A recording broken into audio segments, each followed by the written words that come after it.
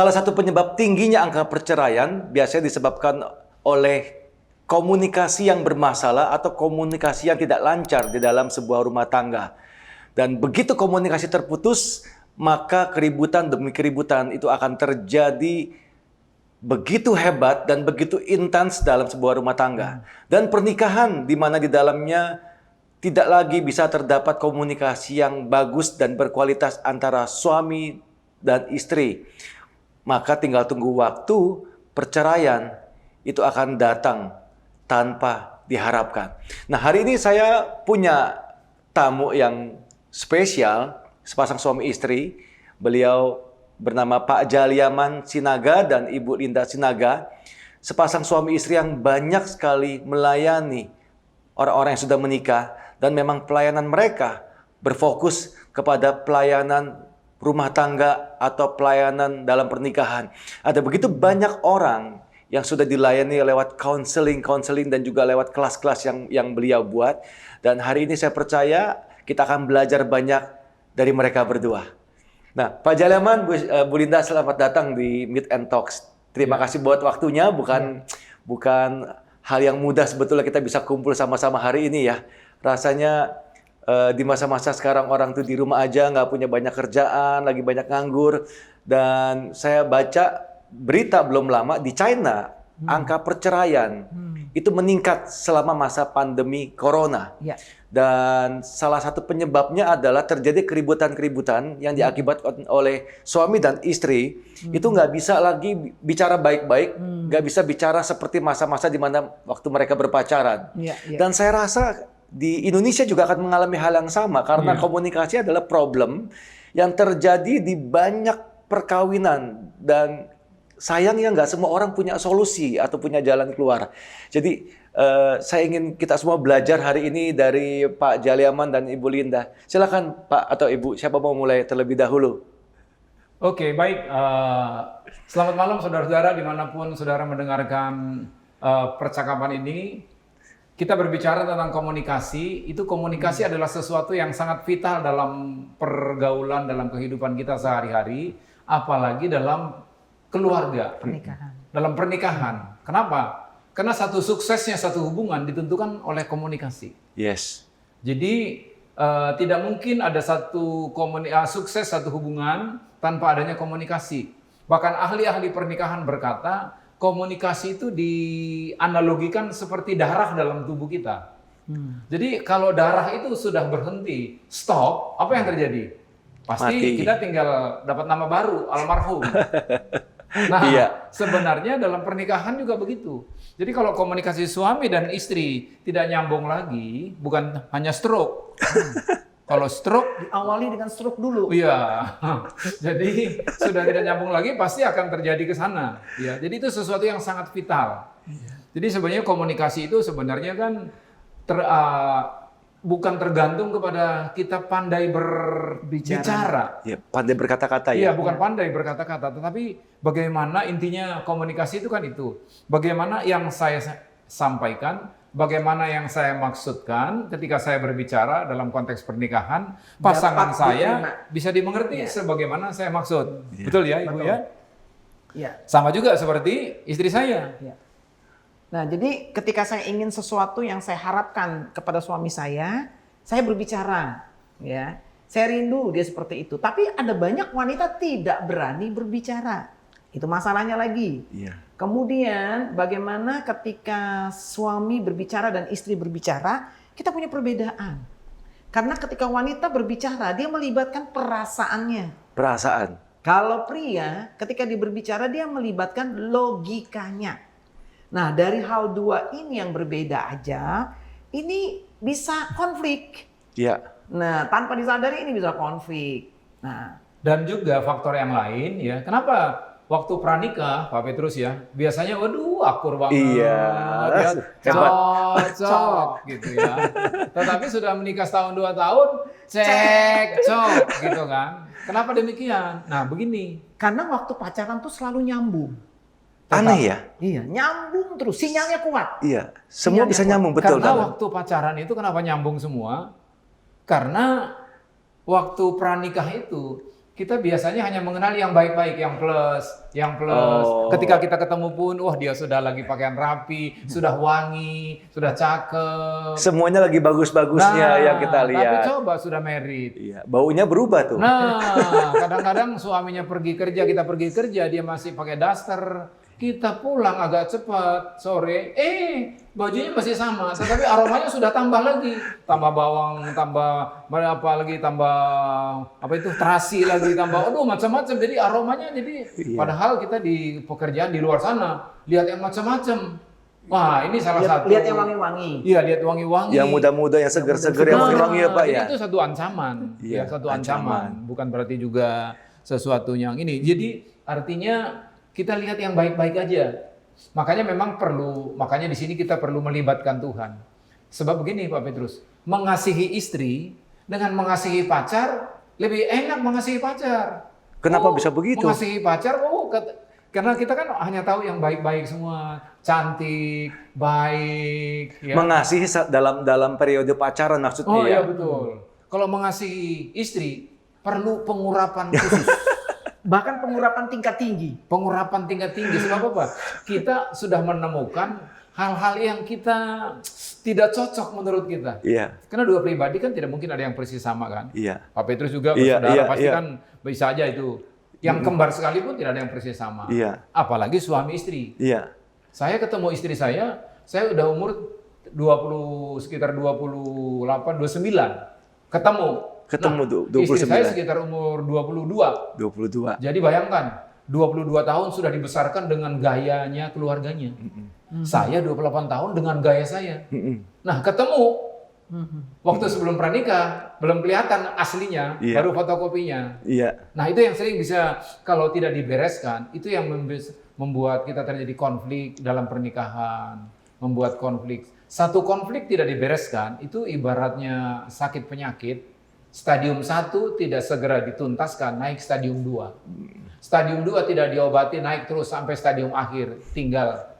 Setelah itu Bisa. ketemu Yesus gitu ya. Nah, itu. yang begini harus kita ingat tentang komunikasi. Kalau kita punya masalah apapun dalam pernikahan, memang tidak ada pernikahan yang tanpa masalah.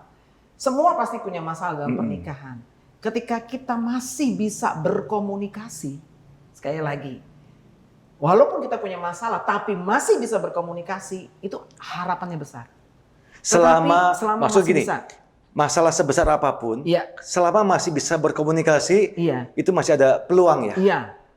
Masih ada jalan keluar. Masih ada jalan keluar. Tapi begitu stop, Iya, nggak bisa Komunikasi. berkomunikasi, itu bisa menimbulkan masalah baru. Jadi banyak. ya seperti apa tuh bola es yang bergulir, terus Bola makin salju. besar, tiba-tiba ujungnya sampai ketemu di Pengadilan Negeri Jakarta Utara. Oke. Kebanyakan kayak begitu ya. Iya. Nah, jadi saya ulang, sebetulnya kan komunikasi kan sesimpel itu. Apa yang ada di kepala saya dan yang saya mau seharusnya bisa tersampaikan dengan baik kepada pasangan saya, istri saya. betul. Begitu juga istri, apa yang dia mau, apa yang ada di kepala dia, apa yang ada di hati dia, itu kan seharusnya bisa tersampaikan dengan baik oleh suami. Iya. Sayangnya tidak begitu kan? Betul. Contohnya saya kepengen duit nih, ya. Biasanya wanita nggak langsung bilang, "Beb, duitnya kurang." Enggak. Tapi dia bisa karena melibatkan tadi perasaan dan perbedaan. Wanita ngomong pakai perasaan. Lu tahu nggak, Beb? Gula itu naik. Nah, ngomongnya begitu. Iya. Jadi kan laki-laki pakai logika, gula naik, gitu Gula doang. naik ya udah, masalah naik ya udah. Kita Jadi- nangkap kan pria kan begitu. Iya. Gula naik ya kita mau makan sekarang nggak perlu gula, ngapain cerita-cerita gula naik atau Jadi ini. salah sambung gitu Iya. ya. Padahal maksudnya Uang Butuh minta- duit. butuh duit Uang kalau belanja belanja. harus naik. Gitu. Iya, jadi salah sambung, susah sinyal. Iya. Seperti judul hari ini Dari kita. pria. Sinyal, betul. Misalkan dari pria juga kan, dia pulang dari luar rumah, dilihat istrinya matanya berkaca-kaca, gitu. Sebagai suami yang baik, dia tentunya samperin kan. Iya. Dia samperin, "Halo sayang, ada apa? Kok kelihatannya kok kurang sukacita sore hari ini?" Dia tanya ada apa? Saya jawabnya nggak ada apa-apa. Biasanya kalau ibu-ibu ditanya gitu kan jawabnya Nggak ada nggak apa-apa. ada apa-apa. Tapi mukanya nggak ada apa-apa. Iya. Sedih gitu. Karena dia bilang nggak apa-apa. Kita biasa. Kita laki-laki nangkapnya, dibilang nggak ada apa-apa ya sudah gua tinggal aja. Iya. Nah, Ternyata kita jadi tinggal, apa-apa setelah dia itu. semakin nangis bukan semakin ketawa. Kenapa? Kita pakai logika, dia pakai emosi. Jadi nggak nyambung. Ini yang kurang disadari ketika kita dalam pernikahan. Ternyata berkomunikasi antara suami dan istri itu punya perbedaan yang sangat besar. Ya, ketika saya memaksa pasangan saya menjadi seperti saya bilang gak ada apa-apa karena saya berpikir begini, lu itu ya udah lihat muka gua kayak pepaya gini. Kenapa lu nggak ngerti? Kenapa lu nggak ngerti? Pakai perasaan sedikit dong. Iya. Gitu. Sementara yang dari pria ya kita pakai logika saja, tidak pakai perasaan. Iya. Lu bilang nggak ada apa-apa ya nggak ada apa-apa ya saya tangkap logika ya sudah. Nah ada apa-apa bagi saya titik. Akhirnya saya nangkap pakai logika. Iya. makin dia nyambung. Makin nggak nyambung. Dan ini kalau didiamkan, numpuk satu saat, boom, waktu meledak. Ada lagi satu contoh yang sering terjadi begini. Laki-laki itu kan sering cepat lupa. Betul. Indahnya dia cepat melupakan kalau dia istrinya berbuat salah. Kalau wanita tuh ingat terus kejadian. Jadi dia suatu saat dia masih ngetes gini. Ingat nggak lu dulu waktu lu nembak gue di mana? Dia lupa. Tapi kalau saya enggak lupa loh. Iya, kamu khusus, orang khusus. Iya. Soalnya kalau bilang lupa bahaya masuk TV nih, Pak. Iya. Nggak boleh bilang lupa. Sofanya aja saya mesti ingat. Sofanya warna apa? Ingat nggak? Gue pakai baju apa waktu itu ya? Dia ingin sebenarnya wanita ini karena kamu kan baru keramas waktu pertama saya lihat emosinya kamu. gitu ya. Dia kepingin kembali mengenang masa lalunya, tapi si pria jawab apa ya? Kapan itu ya? Kapan itu? Lu berarti lu nggak sayang dong sama gue? Sensi lagi. Iya, sensi lagi. Belum lagi masalah-masalah pribadi dia. Iya. Luka-luka lama yang belum selesai itu berbahaya sekali, menghambat komunikasi. Pernah satu waktu, ya makanya dalam berkomunikasi ini perlu juga apa ya? Namanya apa itu? Konfirmasi ya. Konfirmasi. Jadi pernah cerita gini satu waktu Pak Petrus. Klarifikasi. Iya, klarifikasi. Pernah satu waktu makan siang, ya. Waktu itu kantor kami masih di Tanjung Duren. Makan siang, dia suka telepon. Dia nelfon, lagi makan siang. Di mana Beb makan siangnya? Saya di dekat Tanjung Duren itu kan ada rumah makan Semarang. Kantin. Ya, kantin Semarang. Saya bilang, oh gitu, ya. Terus setelah saya pulang ke rumah, ternyata saya rapiin baju suami saya. Iya. Saya lihat di kantong bajunya. Ternyata makan di Citraland. Ada satu bon panjang makan di Citraland dan uang itu banyak banget habis gitu loh. Saya udah bisa bayangin nih ujung-ujung. Nah, itu coba. jadi udah mulai, begitu dia keluar kamar mandi, Lu bohong ya? Lu itu makan di mana sih sebenarnya? Kantin Semarang. Di mana? Yang bener aja ngaku sebenarnya ada di mana? Kantin Semarang. Loh ini bon ini apa? Oh, baru dia cerita. Jadi ceritanya begini. Teman-teman tadi ada beberapa orang makan di Citraland, saya di Semarang, warung makan Semarang. Mereka cerita, di Citraland tuh ada restoran baru, enak dan harganya juga terjangkau, nggak mahal. Di mana? Saya bilang di lantai sekian. Udah deh, daripada repot-repot saya jelasin ini aja untuk Pak Sinaga nih, saya kasih aja ini notanya, bilnya ini, supaya Pak Sinaga nanti kalau kapan-kapan bisa pergi sendiri. Saya masukkan di kantong saya. Nah, jadi makan kagak bisa ribut malah kejadian. Iya. Makanya perlu apa tadi? Klarifikasi lebih baik daripada konfrontasi. Nah, jadi sering gitu, apalagi wanita denger ya, gue lihat laki lu tuh di mall tuh sama cewek, udah langsung pulang gitu. Padahal dia nggak tahu. Dia bisa aja ketemu di situ sama orang atau bisa juga ketemu sama saudaranya dari luar kota baru kan belum kenal dia. Kebetulan ini istrinya belum kenal dengan. Jadi betapa penting kita klarifikasi, di-clearkan. Jadi selain masalah komunikasi itu bisa bermasalah, yang laki-laki pakai logika, yang perempuan pakai perasaan. Penyebab kedua, menurut Pak Jaliaman atau Ibu gimana? Itu apa? Merusak komunikasi. Iya, yang merusak komunikasi. Iya, yang merusak komunikasi antara yang sering dialami oleh setiap pernikahan. Dalam perjalanan hidup ini, kita kan tidak selalu mulus. Betul. Bisa saja begini, secara gampangnya gini, orang yang paling berpotensi melukai hati saya adalah orang yang paling saya cintai. Ya. Contohnya sebelah ya. Nah, ini sebelahnya ya. Pulang jangan berantem ya. Kenapa? Begini, filosofinya begini, semakin saya sering ketemu dengan seseorang, semakin besar potensi untuk terjadi gesekan. Misalkan kalau saya jarang ketemu sama Pak Petrus, nggak mungkin dong saya sakit hati ataupun Pak Petrus sakit hati saya sama Pak Jaliaman, nggak mungkin kan? Iya, karena kita nggak kenal. Tapi kalau kita semakin sering ketemu, tiap hari ketemu, makin banyak kita tahu. Terjadi gesek. Bisa terjadi miskomunikasi. Cara Pak Petrus mengungkapkan sesuatu, cara saya mungkin nadanya agak tinggi atau aduh Pak Jaliaman kenapa kok langsung ngomong nadanya tinggi gitu. Jadi bisa terjadi ya. Ya, saya Nah. mungkin ngomong lebih terbuka karena ngerasa udah deket, bukan orang jauh betul. lagi. Jadi saya akan Betul. berekspresi dengan bebas Jadi, dengan gaya prinsip- saya.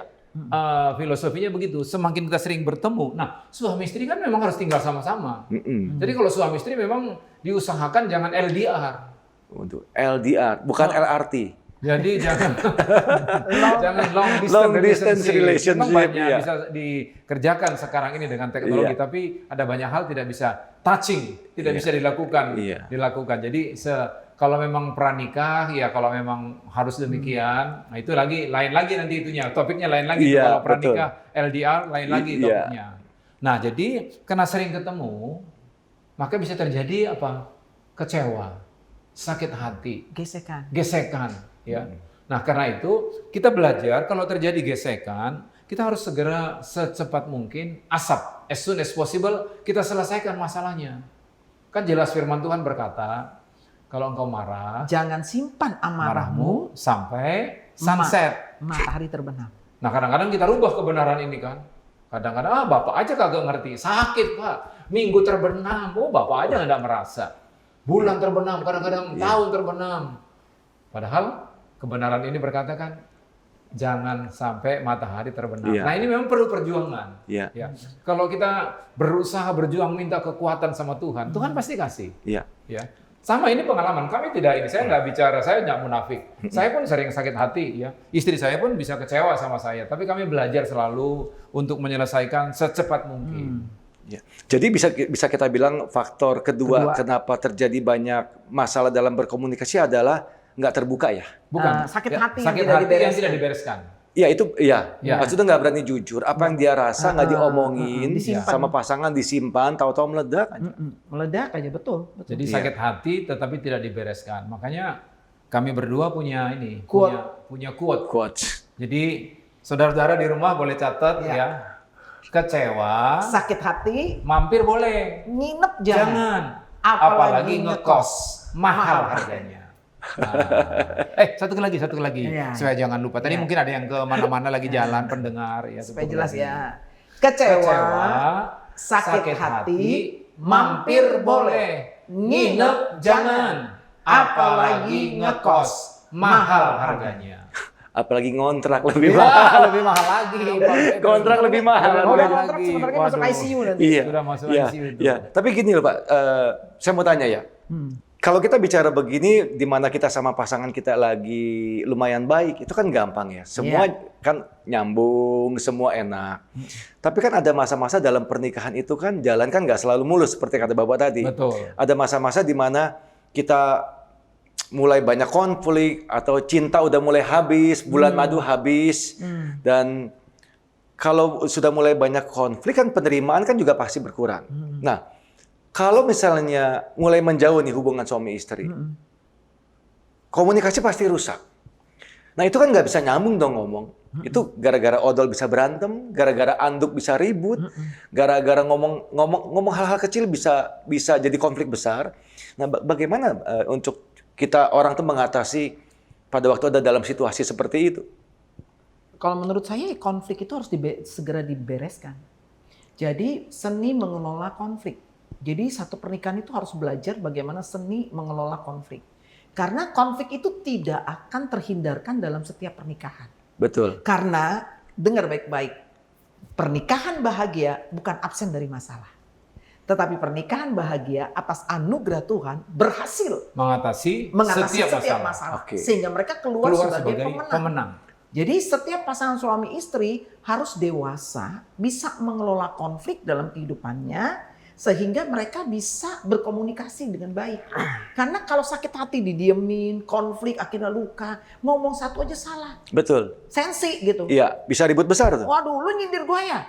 Apa Iya. aja? Ada wanita bilang gini, gue ngelakuin apa aja salah, gue ngomong apa aja salah, segala sesuatu kayaknya salah. Nah itu biasanya udah terlalu banyak esensi. Jadi sebenarnya masalahnya bukan di komunikasinya ya, Betul. tapi ada konflik-konflik yang Iya. belum diselesaikan, Iya. makanya ngomong dikit jadi ribut, Jadi error. jadi error.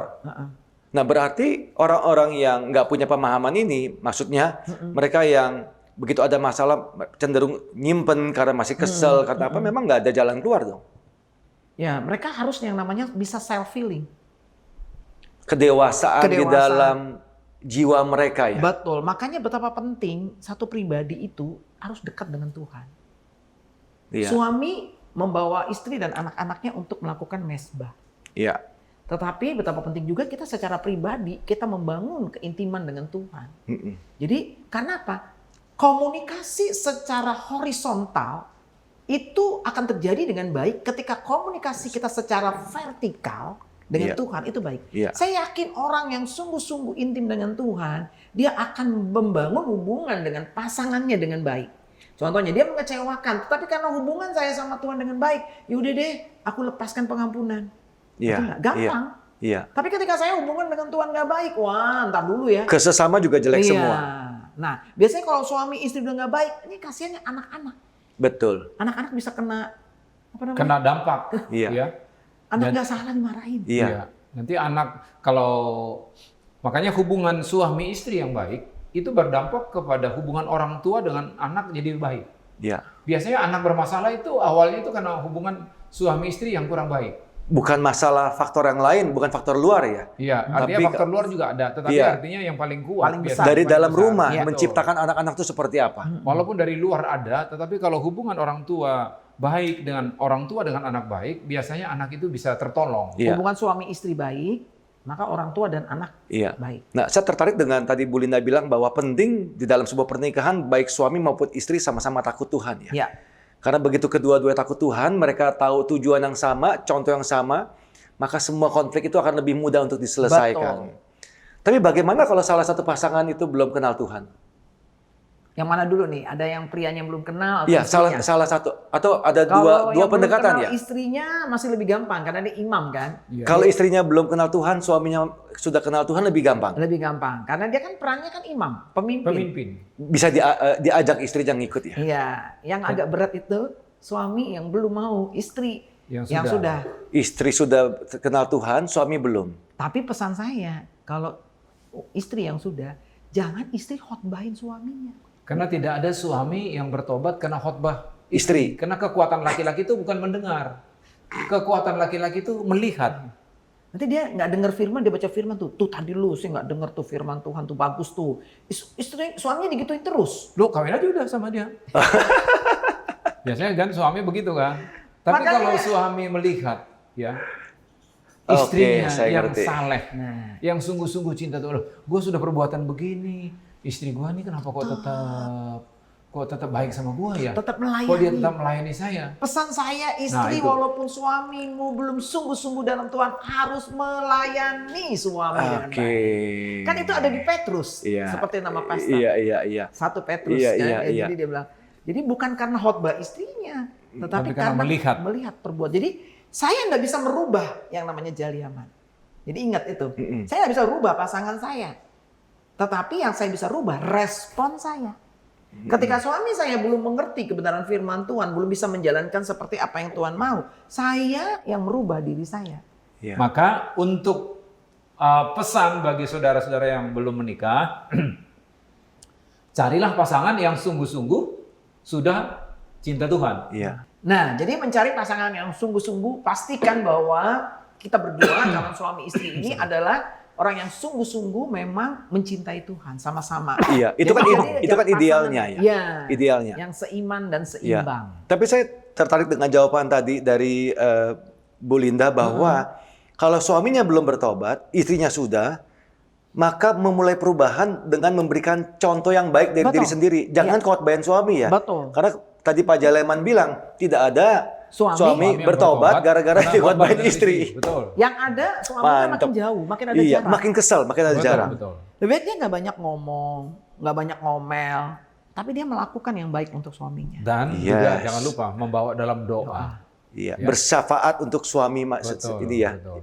Kembali lagi vertikal. Iya, vertikal horizontal. Jadi vertikal, membangun komunikasi ke atas dengan baik, Iya. maka kita dapat inspirasi dari Tuhan, kekuatan dari Tuhan untuk membangun komunikasi di Iya. antara sesama kita. Iya. Saya iya. percaya rumah tangga yang banyak membangun hubungan dengan Tuhan melalui mesbah keluarga, apalagi sekarang zamannya ini COVID-19 ini Semua Pak, di rumah ya. di rumah Jadi ada banyak waktu. banyak waktu buatlah mesbah keluarga. Iya. Tapi saya percaya. dengar kita belum lama ada acara di IG Live ya, Bu Linda. Jadi itu ada pertanyaan bahwa mereka tanya gini, ini lucu, menarik pertanyaannya. Punya gak jawaban kenapa dalam masa COVID ini pertengkaran atau orang-orang yang lagi pacaran itu yang putus secara persentase itu meningkat loh. Hubungan yang rusak atau yang putus dalam masa-masa berpacar itu meningkat dalam masa-masa COVID ini. Nah, menurut saya bukan masalah COVID-nya. Memang mereka sudah bermasalah dalam hubungannya, cuma nggak ketahuan. Tapi kejadian COVID ini menjadi pemicu mereka untuk bubar ya. Setuju. Tapi kalau dalam pernikahan mungkin sedikit berbeda. Jadi itu menurut Kompas ya, bahwa KDRT justru dalam masa COVID ini semakin naik. KDRT? Iya. Kenapa? Karena tadinya kan ya mungkin di rumah cuma 8 jam. Iya. Ketemu 8 jam, di 8 jam tidur, 8 jam kerja. Sekarang 24 jam tinggal di rumah. Pusing-pusing gitu. Kalau hubungan sama istri nggak bagus ya. Iya betul, 24 rasain jam di rumah. Terus kalau dulu kan udah pagi udah pergi, pulang kadang-kadang bukan sore, malam. Iya, sekarang buka mata ada istri, habis mandi ada istri. Terus gitu. Dan nggak ada komunikasi yang baik. Betul. Nah, jadi bisa KDRT. Bisa stroke juga tuh, Pak. Tapi stroke. dengan komunikasi yang baik ini kita belajar ya, bagaimanapun itu terjadi, kita KDRT ini kita doa supaya dikuduskan Tuhan. Iya. Bukan kekerasan dalam rumah tangga, tapi Kristus dalam rumah tangga. Nah, Sedap. itu yang penting. Kalau Kristus dalam rumah tangga memang bukan berarti tidak ada masalah. Masalah tetap ada. Iya. Tapi kita berdua bisa Menghadapi. menyelesaikannya. Karena ingat tadi keluarga bahagia bukan absen dari masalah, tetapi berhasil kata kuncinya. Menyelesaikan Iya, masalah-masalah. Itulah keluarga harmonis, keluarga bahagia dan yang diberkati Tuhan. Iya. Berarti ketika saya kecewa, saya berhasil untuk membalut luka hati saya. Self healing lah. Ngapain gue kecewa? Iya. Namanya suami. Nobody perfect. Bisa melindungi hati Iya. kita sendiri. Nggak ada yang Iya. lagi- manusia nggak ada yang sempurna. Iya. Kristus aja udah mengampuni kita, masa kita nggak bisa mengampuni suami sih? Iya. Ya, Iya. Sama juga lepaskan. seperti suami, ya. Saudara-saudara, khususnya wanita-wanita yang sudah menikah, ya. Ibu-ibu menikah dengan siapa saja, tidak ada pria yang sempurna. Memang kelihatannya waktu pranikah, waduh, keren banget, ganteng, cakep, ya. Yang ciami-ciami semua. Semua yang kelihatan yang bagus-bagus. Yang plus. Tapi sudah menikah baru kelihatan one by one akan kelihatan yang negatif. Dulu yang plus, sekarang minus.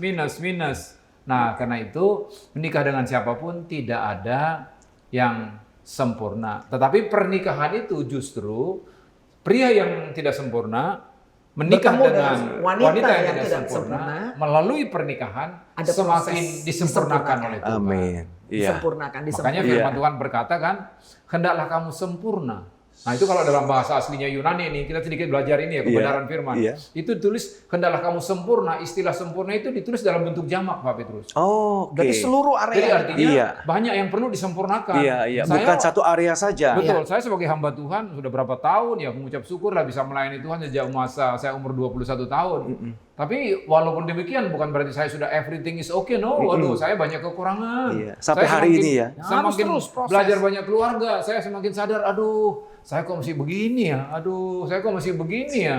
Jadi masih banyak kekurangan. Jadi banyak.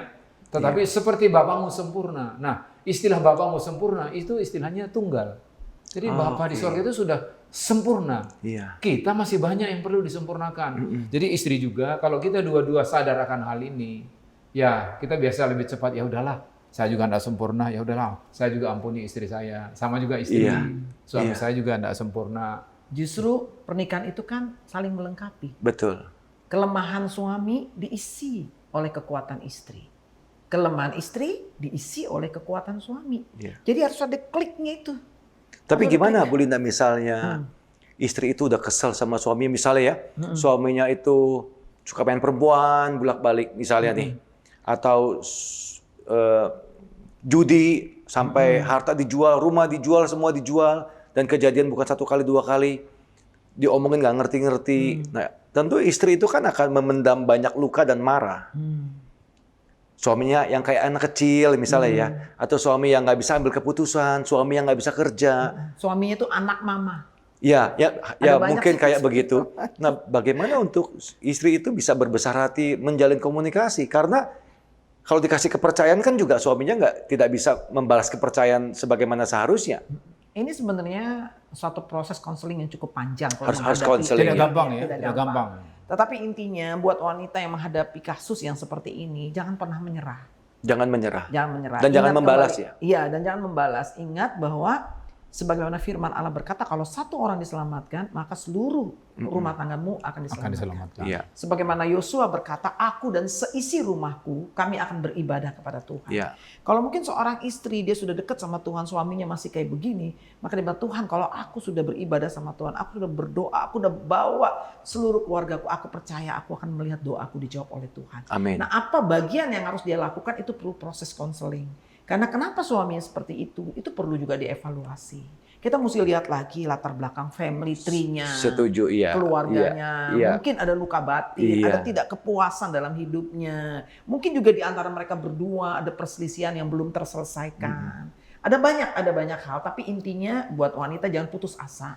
Jangan pernah berkata, gue salah pilih, gue pisah aja deh. Jangan. Iya. Kita percaya Tuhan sanggup untuk mengubah suami yang sejelek apapun menurut kita ya gitu ya. Tetapi bagi Tuhan, Tuhan itu sanggup untuk mengubah. Tidak ada yang mustahil. Iya. Ya. Karena itu wanita itu harus jadi tiang doa buat rumah tangga. Iya. Saya percaya ketika ibu jadi tiang doa. Dan satu rahasia lagi, jangan pernah jelekkan suamimu ke anak-anakmu. Atau ke orang lain. Atau wah itu lebih bahaya lagi. Nah, itu banyak terjadi tuh Bu Linda. Begitu ribut teriak-teriak. Laki gue begini-begini, nggak tahu malu begini-begini. Pengumuman. Iya. Nah, itu tidak akan yang rugi mereka sendiri ya. menyelesaikan. Betul. Iya, masalah nggak Karena apa? selesai. Sejak kita pacaran, kita tuh respect dengan pacar kita. Iya. Nah, ketika kita menikah, respect ini nggak boleh hilang. Jangan pernah menjatuhkan suamimu, apalagi depan orang, di Iya. depan anak-anak. Sekesel-keselnya Iya, kita ya. Iya. Di depan orang justru kita harus respect, hargai pasanganmu. Iya. Iya. Kalau kau proses konseling, oke, lo bisa terbuka dah dengan si konselor itu nggak masalah. Tapi di depan orang harus lihat, ibu itu respect dengan suaminya, suami itu respect dengan istrinya. Itu benar-benar. Jadi biarlah apa yang menjadi kekurangan pasangan kita itu biar kita menjadi bagian kita untuk kita doakan kepada Tuhan. Iya. Itu jadi komunikasinya enak, lancar. Jadi banyak hal yang harus dijaga atau diperhatikan supaya komunikasi itu bisa berjalan baik. Betul. Ya. Nah, terakhir saya mau tanya, punya nggak batasan-batasan mana yang boleh, mana yang nggak boleh di dalam sebuah rumah tangga supaya komunikasi ini nggak rusak? Mungkin ini yang banyak merusak komunikasi. Oh, gadget ya. Sekarang ini ya. Jadi ketika kita mungkin lagi makan, ya kalau bisa benar-benar makan. Kalau kita lagi fellowship, lagi mesbah, jadi jangan lebih banyak orang banyak nih pertanyaan ketika kita mengadakan. Jadi waktu mesbah ya, jangan ini ya. Ingat ya. Jadi misalnya gini kan lagi tadi mau ngomong apa nih jadi. Kalau lagi mesbah, dia nyindir saya karena saya suka IG story. Oh Pak. gitu ya. Oh iya. Nah, maksudnya kita komitmen. Kalau kita lagi kongko-kongko, misalnya kita lagi kongko pertemuan keluarga, lagi ngobrol dengan anak-anak, jangan anak main ini. Duduk sih di meja duduk gitu loh. Ya, tapi fokus gak ke sana. Iya, gitu loh. Artinya ini jangan menghalangi kita. Iya. Satu gadget. Gadget. Dua drakor ya. Drakor. Drakor ya. Sekarang istri-istri itu bisa berjam-jam nonton drama Korea, nangis Drama sendiri, Korea. teriak sendiri, gila sendiri, sadar sendiri kan. Ya syukur kalau sadar. Kalau sadar ya. Syukur kalau sadar. Iya. Kalau enggak ini yang repot. Yang bahaya itu kalau nonton drakor, ngelihat cowok ganteng-ganteng, begitu selesai ngelihat laki udah peot, udah tua, waduh. Kenapa nggak kayak yang gue lihat di drakor ya? Betul. Tapi jangan menghakimi, jangan berasumsi, penting dalam berkomunikasi ya. Iya. Nah, satu lagi kita ngomong asumsi, yang banyak membuat stuck dalam komunikasi. Salah satunya yang namanya komunikasi asumsi. Betul. Iya. Komunikasi asumsi berkata begini, mestinya lu tahu dong. Nah itu parah. Iya. Mestinya lu udah nikah sama gue, lu tahu dong. Karena padahal dia nggak pernah ngomong apa yang dia mau. Orang belum tentu tahu apa yang sedang kita Jadi bicarakan. misalkan begini, Itu satu. kita kan sudah nikah puluhan tahun. Masa lu nggak ngerti? Masa lu nggak tahu makanan kesukaan saya? Padahal dia nggak pernah ngomong. Masa lu nggak tahu apa yang saya sukai? Iya. Nah ini. Ini sampai diranjang juga. Iya. Dia nggak pernah ngomong bagaimana supaya membahagiakan pasangannya.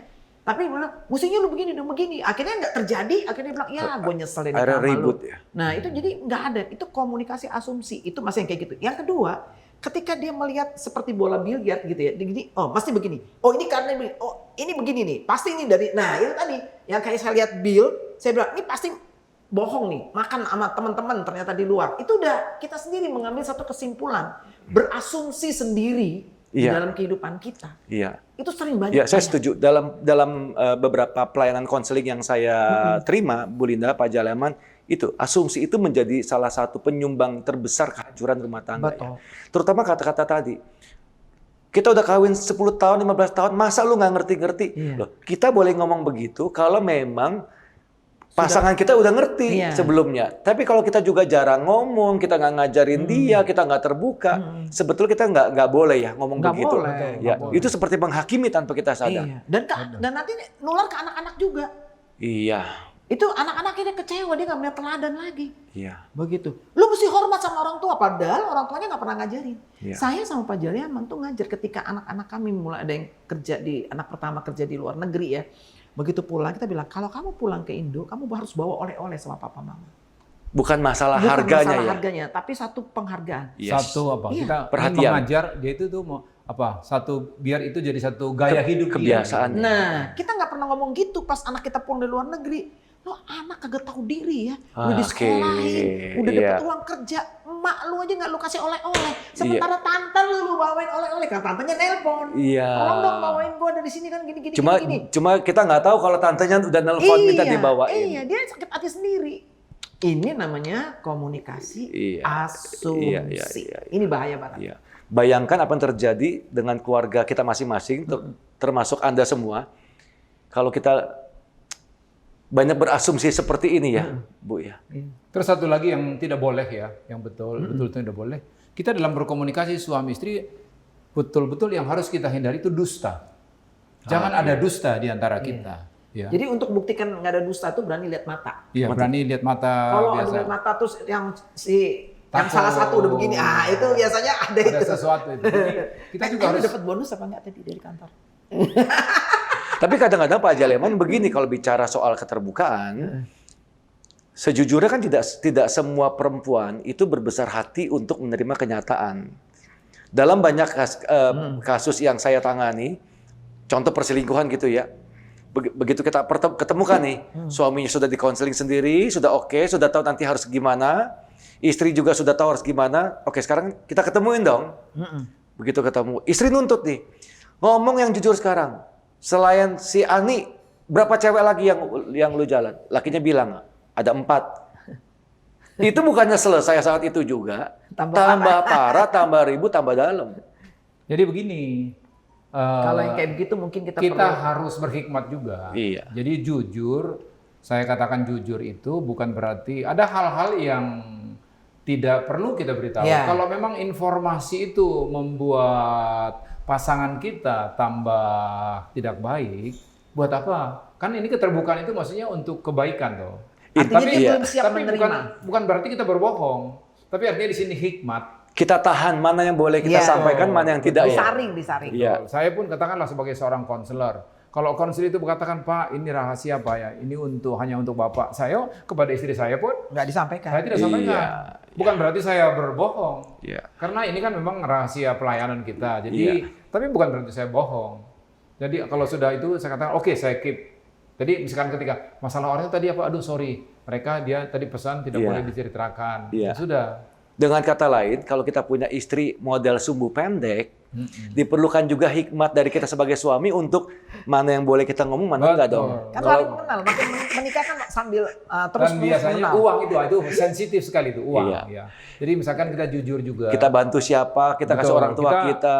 Jangan- Tapi nggak boleh loh Pak, diem-diem bantu orang tua Jangan tanpa kita diam-diam. sepengetahuan Nggak boleh pasangan. ya? Nggak boleh. Itu dalam tips dalam pernikahan itu nggak Iya. boleh. Karena kadang-kadang misalnya kita bantu orang tua, istri model sumbu pendek nih.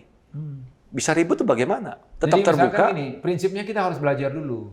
Prinsip itu kan harus ada keterbukaan. Suami istri itu kan firman Tuhan katakan 2 menjadi 1. Iya. Ya, jadi bukan melebur, tapi artinya kita belajar menyesuaikan diri satu dengan yang lain. Jadi perlu keterbukaan dalam masalah finance juga. Oke. Saya bukan hanya masalah finance, sampai nanti hubungan intim suami istri. Iya, iya. Perlu keterbukaan. Iya. Jadi saya dulu ingat belajar dari dosen saya. Dia berkata begini, nanti kalau sudah menikah, kalian sebagai mahasiswa, nanti kalau kalian sebagai suami dan wanita sebagai istri, kalau suami memberikan berkat bagi misalkan Keluarganya. tahun baru, ya Imlek atau hari-hari raya tertentu ada keluarga datang. Bantu biaya Jangan juga. pria diam-diam kasih kepada keluarganya. Bisa jadi masalah. Tapi kalian harus rundingan justru pihak istri yang memberikan kepada keluarga laki-laki. Dan itu mengikat hubungan keluarga gitu. Iya, di keluarga besar. Nah, Pak Petrus, ini kami praktekin sudah jalan 35 tahun. 35 tahun. Dalam keluarga kami ini betul-betul Efektif. efektif. Jadi saya tidak pernah diam-diam. Kalaupun misalkan langsung dari transfer dari rekening saya untuk keluarga saya sudah kita rundingan dulu. Karena mungkin ada emergensi, daripada tunggu-tunggu orang itu sudah perlu ditolong, tapi kita sudah sepakat. Ngomong Ataupun dulu kalau ya. emergensi sifatnya, saya cerita, tadi saya transfer lah ada keluarga yang emergensi. Tapi kalau Termasuk tidak, ketika kami menabur, Pak. Iya. Kita tantangan kan ada untuk menabur pekerjaan Tuhan. Iya. Jadi kita tuh selalu sepakat ngomong berapa gitu. Kita harus ini. Hampir setiap kali kita mau menabur tuh sama. dapat. Jumlahnya. walaupun kita belum ngomong, misalkan ada kita harus menabur, kita rasanya ada terbeban lah menolong sesuatu, nanti Tuhan taruh angka sekian, Iya. belum Tapi ngomong juga nih. Tapi saya sebelum eksekusi saya tanya dulu, Berapa kita mau kira-kira kita kasih Kan harus sepakat. berapa Iya. nih menabur? Tuhan bilang kan kalau kamu 2 orang sepakat. Nah di sini pentingnya komunikasi. Iya. Apapun doa kalian Iya. dijawab oleh Bapa di sorga. Iya. Nah sering kadang-kadang doa kita tidak dijawab, kita kurang sepakat. Iya. Makanya penting itu sepakat sama istri. Kalau sepakat sama istri, wow, Bapak Jadi Ibu. gini, kalau tapi kalau istrinya sumbu pendek gimana dong? Saya mau menolong orang tua saya. Lebih baik ini hubungan ini dulu daripada kita nolong tapi ini hancur. Betul Oke. nggak? Jadi ini dulu nih, ini kan proses. Internalnya kita dulu. Ya. Ini papa, mama perlu lah bantuan. Ya. Udahlah nggak usah dibantu dia. Besok ngomong lagi, ini kayaknya butuh loh dia. Jadi, intinya itu- nggak boleh melangkah Iya, sebelum sepakat. Betul. Betul sekali. Aku hargai kamu, justru aku tanya kamu karena kita ini udah dipersatukan. Oke. Seperti itu. Banyak keluarga hancur begitu. Iya, diam. betul. Nah, bahayanya nih kalau bicara keuangan, ketika istri kerja, suami kan kerja, istri kerja, dia bilang, uangmu, dibilang sama suami, Uangku. uangku, Iya. tapi uangku, Uangku. Jadi seolah-olah dia mau kasih sama keluarganya itu bebas, itu Itu nggak sudah boleh. Iya. sudah menyalahi. Padahal kita satu. Apanya Iya, satu? iya. Spiritnya satu, ya. Keuangannya Satu. Bahkan dikatakan tubuh istri bukan milikmu, milik suami. Sebaliknya Iya, juga. iya. Tubuh suami bukan milik suami, tapi milik istri. Saling memiliki. Iya. Oke. Oke. Jadi- Oke. Apa ini lagi yang terakhir? Ya, buat terakhir Ha-ha. punya tips nggak, Pak Jaleman, Bu Linda, silakan sampaikan kepada semua yang lihat acara kita hari ini. Dari saya, komunikasi kita itu perlu kita rawat bagaimana supaya terus kita bisa menjaga komunikasi yang baik, ya. Karena sepanjang pernikahan itu pasti konflik itu pasti ada terjadi. Miskomunikasi itu pun sesuatu. Tapi mari kita belajar merawat satu komunikasi ini karena pernikahan yang baik itu perlu upaya dua belah pihak. Tapi kalau untuk menghancurkan pernikahan cukup satu pihak pihak. saja. Jadi mari kita belajar bagaimana merawat komunikasi kita. Mungkin komunikasi pasangan kita gayanya begitu, ya kita belajar memahami, mengerti, dan menerima. Mungkin anak-anak kita pun komunikasinya 3 anak bapak ibu saudara, gayanya juga 3. Jadi kita juga belajar memahami komunikasi, menerima dan memahami gaya mereka. Saya kira itu dari saya tipsnya. Dari Ibu mungkin silahkan. Iya, jadi ingat bahwa komunikasi di dalam pernikahan itu tidak terjadi dengan sendirinya. Perlu diupayakan sepanjang usia pernikahan kita. Kita harus belajar terus untuk berkomunikasi dengan baik. Bangunlah hubungan dengan Tuhan dengan baik secara vertikal. Maka secara horizontal kita pun akan menjadi komunikator. Jadi sepanjang usia pernikahan kita. Ya. Iya, seperti itu. Saya kira itu kata-kata terakhir dari kami, perlu merawat bukan hanya di awal pernikahan. Nah, satu lagi ini yang tips dari saya. Untuk bisa berkomunikasi dengan baik itu butuh waktu. Butuh waktu. Jadi siapkan waktu. Walaupun nanti kita sudah lewat masa pandemik ini, ya kita mungkin udah bekerja, tapi ingat kita butuh waktu kebersamaan. Karena untuk mengutarakan isi hati. Ada orang bilang gini, yang penting ketemu 10 menit nggak bisa. Quality time yang penting. Quality time itu butuh kuantitas juga. Kuantitas itu butuh. Jadi quality time yang baik itu ada di dalam kualitas waktu yang cukup. Itu. Jadi mari perhatikan ini di tengah-tengah keluarga kita. Kalau Anda suka dengan acara-acara kami hari ini, jangan lupa subscribe, dan tekan tombol lonceng LGF Church. Tuhan Yesus memberkati. Tuhan Yesus memberkati saudara-saudara dimanapun Anda berada.